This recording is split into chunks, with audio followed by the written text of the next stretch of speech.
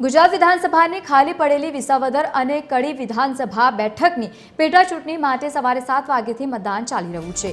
આ ચૂંટણીમાં ભાજપ, કોંગ્રેસ અને આમ આદમી પાર્ટી સહિત અન્ય પાર્ટીઓના કુલ મળીને 8 ઉમેદવારો ચૂંટણીના મેદાનમાં છે। ભાજપ ઉમેદવાર રાજેન્દ્ર ચાવડાનું ગામ કડી મત વિસ્તારમાં ન હોવાથી કરી શકે છે મતદાન, તો બીજી તરફ કોંગ્રેસના ઉમેદવાર રમેશ ચાવડા સવારે 10 વાગે ગર્લ્સ હાઈસ્કૂલ ખાતે મતદાન કરશે। પૂર્વ નાયબ મુખ્યમંત્રી નીતિનભાઈ પટેલ 10:30 કલાકે મણિપુર બ્રાહ્મણીવાડીમાંથી મતદાન કરવાના છે। નોંધનીય છે કે કડી વિધાનસભામાં કુલ 2,89,927 મતદારો 294 મતદાન મથકો પર પોતાના મતાધિકારનો ઉપયોગ કરશે, તો 106 સંવેદનશીલ બૂથ પણ છે। વિશેષ ત્યાં સુરક્ષા વ્યવસ્થા ગોઠવવામાં આવી છે। કડી તાલુકા અને શહેરના મતદાન મથકો ઉપર સીસીટીવી કેમેરા પણ લગાવવામાં આવ્યા છે। ચૂંટણી પ્રક્રિયા દરમિયાન 1900 જેટલા કર્મચારીઓ ફરજ બજાવવાના છે। સાંજે 6 ટકોરે મતદાન પ્રક્રિયા પૂર્ણ કરવા માટેની જાહેરાત કરવામાં આવશે।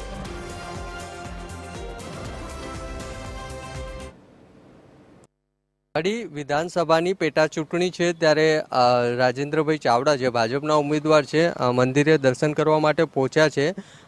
તેમની સાથે સીધી વાત કરીશું। રાજેન્દ્રભાઈ, કેટલો જીતનો આશાવાદ છે આજે મતદાનનો દિવસ? અગાઉ વિધાનસભાનું જે ઇલેક્શન થયું અને એમાં જે અમારા ભારતીય જનતા પક્ષના ઉમેદવારો જીતેલા અને જે લીડ હતી એના કરતાં પણ વધુ સારી લીડથી જીતીશું। ખાસ જે રીતે વાત કરીએ તો આ સીટ છે કોંગ્રેસ અને ભાજપ બંને તરફી ઝુકાવ રહ્યો છે। આ વખતે એવા કયા ફેક્ટર છે તમને લાગે છે તમને જીતાડશે? ખાસ ભાજપના જે કેબિનેટ મંત્રીઓ છે તેમને પણ પ્રચાર કર્યો। આ વખતે એવું છે કે પ્રજા અને મતદારો એ સરકારની જે કામગીરી છે એનાથી ખૂબ પૂરેપૂરા સંતુષ્ટ છે અને એટલા માટે જ મતદાન પણ સારું થશે અને જીત પણ મોટા મતથી થશે। કોંગ્રેસને શા માટે લોકો પસંદ નહીં કરે તમને એવું લાગે? કોંગ્રેસની જે રાજનીતિ છે એનાથી લોકોને નારાજગી છે। એટલે આ રીતે ભાજપના ઉમેદવાર છે તે મંદિરે દર્શન કરીને હવે એમના જે અલગ અલગ મતદાન બૂથો છે ત્યાં નીકળ્યા છે। તેમને ચોક્કસથી જીતનો આશાવાદ છે અને તેઓ કહી રહ્યા છે કે ભાજપ છે તે આ પેટા ચૂંટણીમાં જીતશે। કેમેરામેન નીતિન બગડા સાથે મૌલિક ઉપાધ્યાય, TV 13 ગુજરાતી, કડી। જૂનાગઢની વિસાવદર વિધાનસભા પેટા ચૂંટણી માટે ઈવીએમ ડિસ્પેચ કરવામાં આવ્યા છે। ગ્રામ્યના 277 અને શહેરમાં 17 મળીને કુલ 294 મતદાન મથકો પર મતદાન થશે। 87 વિસાવદર વિધાનસભા મત વિસ્તારમાં આખરી મતદાર યાદી પ્રમાણે 1,35,613 પુરુષ, 1,25,493 જેટલી મહિલા અને ત્રીજી જાતિના 4 મળીને કુલ 2,61,110 જેટલા મતદારો નોંધાયેલા છે। વિસાવદર મત વિસ્તારમાં ગ્રામ્યના 205 અને શહેરના 7 મળીને કુલ 212 મતદાન મથકો સ્થળનો સમાવેશ થાય છે। સવારે 5:30 વાગે મોકપોલ થશે અને સવારે 7 વાગ્યાથી મતદાન પ્રક્રિયા શરૂ થઈ ગયું છે। સાંજે 6 વાગ્યા સુધી આ મતદાન પ્રક્રિયા પૂર્ણ થશે। મતદાન મથકો પર 1,884 પોલિંગ સ્ટાફ ફરજ બજાવશે, તો બીજી તરફ મતદાન મથકોના પૈકી એક કનકાઈ મતદાન મથક જંગલ વિસ્તારમાં હોવાથી સંદેશા વ્યવહાર માટે જંગલ ખાતાના અદ્યતન સંદેશા વ્યવહારનો પણ ઉપયોગ કરવામાં આવશે। એક કનકાઈ મતદાન મથકને બાદ કરતા તમામ મતદાન મથકોનું લાઇવ વેબકાસ્ટિંગ પણ થશે। કનકાઈ મતદાન મથક પર વિડીયો રેકોર્ડિંગ કરવામાં આવશે। વરસાદની પરિસ્થિતિને ધ્યાનમાં રાખીને ઈવીએમ સહિત અન્ય મટીરિયલની પણ સુરક્ષા માટે વિશેષ વ્યવસ્થા કરવામાં આવી છે।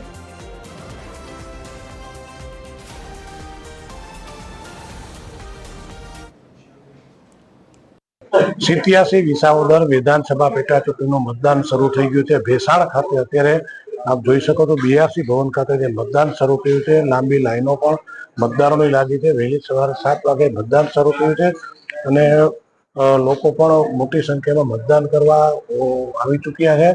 આપ દ્રશ્યો જોઈ શકો છો। 87 વિધાનસભા જે વિસાવદરની પેટા ચૂંટણી યોજાઈ છે તેનું આજે મતદાન શરૂ થયું છે। અંદાજિત 2,60,000 જેટલા મતદારો આજે મતદાન કરશે। 1800 થી વધુ જે કર્મચારીઓ છે આ મતદાનની જે કાર્યવાહી છે તેની અંદર ફરજ બજાવશે। તેમજ 290 થી વધુ મતદાન મથકો ઉભા કરવામાં આવ્યા છે। ત્યારે ચુસ્ત પોલીસ બંદોબસ્ત વચ્ચે હાલ તો વિસાવદર વિધાનસભા પેટા ચૂંટણીને લઈને મતદાન શરૂ થયું છે અને મતદારોની પણ લાંબી લાઈનો વહેલી સવારથી જ લાગી છે। લોકો પણ ઉત્સાહ સાથે વેસાણ ખાતે મતદાન કરી રહ્યા છે. પરેશ બુદ્ધભટ્ટી, TV13 ગુજરાતી, જૂનાગઢ.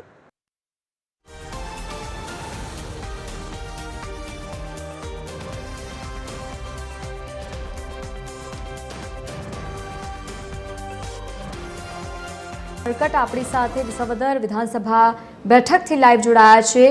સોનલ, આપની જ્યાં ઉપસ્થિતિ છે, કેવા પ્રકારનો ત્યાં માહોલ છે? જનતાના પણ અમુક પ્રશ્નો છે, કેવો ઉત્સાહ?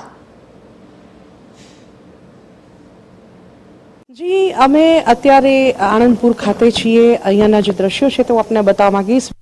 બેઠકની જે એક વિધાનસભા છે આણંદપુર, અહીંયા પણ મતદાન થયું છે. મતદારોની જે કતાર છે તે આપ જોઈ શકો છો. ગ્રામ્ય વિસ્તાર છે, 160 જેટલા ગામડાઓ છે, ત્યાં આજે એક સાથે મતદાન થવા જઈ રહ્યું છે. જોઈ શકો છો કે જે મતદારોની કતાર લાગી છે. સવારે 7 વાગ્યાથી મતદાન શરૂ થઈ ચૂક્યું છે. વિસાવદર બેઠક જે કાટેકી ટક્કર ગણાય છે, અહીં ત્રિપાખ્યો જંગ થવા જઈ રહ્યો છે. ભાજપના કિરીટ પટેલની સાથે સાથે જ જે કોંગ્રેસના રાણપરિયા અને આપના ગોપાલ ઇટાલિયા જે છે તેમની વચ્ચે અહીં ત્રિપાખ્યો જંગ ખેલાઈ રહ્યો છે. જોઈ શકો છો કે જે મતદારો છે તેઓ અહીં મતદાન માટે પહોંચ્યા છે. જાગૃતતા જે ગ્રામ્ય વિસ્તાર હોવા છતાં જોવામાં આવી રહી છે. સવારે 7 વાગ્યાથી અહીં મતદાન શરૂ થઈ ચૂક્યું છે. વિસાવદર બેઠકની જો વાત કરીએ તો જે રીતે અહીં છેલ્લા કેટલાક વર્ષોના જો પરિણામ પર નજર કરીએ તો મતદારોનો મિજાજ કડવો ગણી શકાય, કેમ કે ગુજરાત પરિવર્તન પાર્ટી, કોંગ્રેસ, આપ, ભાજપ બદલાઈ ચૂકી છે. અહીં દરેક પાર્ટીને સત્તા મળી ચૂકી છે. અહીં માટે કહી શકાય આ વખતે શું થશે તે જોવાનું રહે છે. આપના ચૂંટણીમાં પણ ભાજપમાં જોડાઈ જતા તેમના રાજીનામાથી ખાલી પડી અને હવે થવા જઈ રહ્યું છે. મતદારો અહીં કતારમાં, તેમની સાથે વાત કરવાનો પ્રયત્ન કરીએ. આપ અહીંયા મતદાન કરવા આવ્યા છો, કેવા ઉમેદવારને તમે મત આપશો? ઉમેદવાર તો બેન કામ કરે, કોઈ સારો માણસ હોય એના માટે જ આવવાનું હોય ને. બધું ઉત્સાહ તો એ જ છે આપણે માટે તો. બરાબર, ગુજરાતની જનતાને તો ઉત્સાહથી કામ કરવાનું. એક વળતો હોય એવો કોઈ કાયદેસર ઉમેદવાર હોય એને આપવાનો હોય. કામ કરવાનું એટલે કયા પ્રકારના કામ થાય એવું તમે ઈચ્છો છો? કેવા, શું ખોટ લાગી રહી છે? જે પાસ થતી હોય ગ્રાન્ટો છે, કોઈ પણ કાંઈ પણ કામ યોજના હોય સરકારી, એનો ઝડપી અમલ કરે અને લોકો સુધી પુગાડે, એ ઉત્સાહ છે અમારે તો. બીજું શું હોય? કયા પ્રકારની સુવિધા ઈચ્છો છો તમે તમારા ગામમાં? ગામમાં તો સુવિધા બેન રોડ, રસ્તા, પાણીની તો અમારે સુવિધા છે, પણ કોઈ પણ બીજા ગામમાં ઘટતું હોય ત્યાં પણ પૂરું કરે એ માટે. કયું ગામ તમારું? મારું આણંદપુર. હાજ આણંદપુર ગામ. આણંદપુર ગામમાં સુવિધાઓ છે, પણ મુખ્યત્વે રોડ, રસ્તા સુવિધાઓ છે તે પૂર્ણ કરવામાં આવે. વધુ કેટલાક મતદારો સાથે આપણે વાત કરવાનો પ્રયત્ન કરીએ. આપ અહીંયા મતદાન કરવા આવ્યા છો, મતદાર ના પાડી રહ્યા છે. અન્ય મતદારો સાથે વાત કરવાનો પ્રયત્ન શું મતદાન કરવા આવ્યા છો, આવા ઉમેદવારને મત આપવાનું પસંદ કરશો? હા, પણ હવે આમાં કઈ નક્કી ન રહે, ક્યાં હું બટન દબાવીએ. જે બટન દબાવીએ એ કઈ નક્કી ના કહેવાય. જે મતદાર છે, કતાર જોઈ શકો છો. મતદારોની સુરક્ષા વ્યવસ્થા છે, ચુસ્ત સુરક્ષા વ્યવસ્થા બંદોબસ્ત છે. અહીં મતદાન યોજાઈ રહ્યું છે, મહત્વપૂર્ણ છે. જે રીતે અહીં માહોલ જોવામાં આવી રહ્યો છે. ઓબ્ઝર્વર પણ અહીંયા પહોંચ્યા છે. સુરક્ષા વ્યવસ્થાના કયા પ્રકારે મતદાન થઈ રહ્યું છે, કેવી સુરક્ષા વ્યવસ્થા છે તે તપાસવા માટે આપ સ્ક્રીન પર જોઈ શકો છો. ઓબ્ઝર્વર અહીં પહોંચ્યા છે. મતદાન પ્રક્રિયાનો જે નિદર્શન છે તે જનરલ ઓબ્ઝર્વર અહીં પહોંચ્યા છે અને જોઈ શકાય છે સ્ક્રીન પર કે જે બૂથ છે ત્યાં તેઓ મતદાન પ્રક્રિયાનું કયા પ્રકારે ચાલી રહી છે, શું સુરક્ષા વ્યવસ્થા છે, ઈવીએમ પ્રોપર ચાલે છે કે કેમાં, તમામ જે મુદ્દાઓ છે તેની ચકાસણી હાલ કરવા માટે થઈને જનરલ ઓબ્ઝર્વર જે છે તે અહીં આણંદપુરના જે મતદાન મથક ખાતે પહોંચ્યા છે. મહત્વપૂર્ણ છે ભાજપના ઉમેદવાર જે છે કિરીટ પટેલ, તેઓ અહીં આણંદપુર ખાતે મતદાન કરવા માટે પહોંચવાના છે. તેમને જે છે તે અહીં આણંદપુરની જે આ શાળા છે તે ગણાય છે અને અહીંયા તેઓ મતદાન કરવા માટે પહોંચવાના છે. હાલ ઓબ્ઝર્વર જે છે તે જે જનરલ ઓબ્ઝર્વર તે અહીંયા તમામ જે મતદાનની પ્રક્રિયા છે તેનું નિદર્શન અને ચેકિંગ કરીને જઈ રહ્યા છે. મહત્વપૂર્ણ છે કે વિસાવદર જે બેઠક છે વિધાનસભા બેઠક પર જે મતદાન થઈ રહ્યું છે સવારે 7 વાગ્યાથી આ જે મતદાન છે તેનો પ્રારંભ થઈ ચૂક્યો છે અને સાંજે 6 વાગ્યા સુધી ચાલશે. જોવાનું એ રહે છે કે મતદારો તેમની પસંદગીનો કળશ કોના પણ ઢોરે છે. જી બિલકુલ સોનલ, આભાર સમગ્ર માહિતી સાથે જોડાવા બદલ. તો સવારથી જ મતદાન ચાલી રહ્યું છે, સાંજે 6 વાગ્યા સુધી મતદાન થશે અને ત્યારબાદ જ્યારે પરિણામો આવશે ત્યારે ખબર પડશે કે કડી અને સાથે જ વિસાવદરની જનતા કોને પસંદ કરે છે. તો ભાજપના ઉમેદવાર સહિત કોંગ્રેસ અને સાથે જ આમ આદમી પાર્ટીના જે ઉમેદવારો છે સીધા જ તેમના વચ્ચે આ જંગ થઈ રહી છે, પરંતુ આવનારા સમયમાં ખબર પડશે કે જનતા કોને પસંદ કરે છે.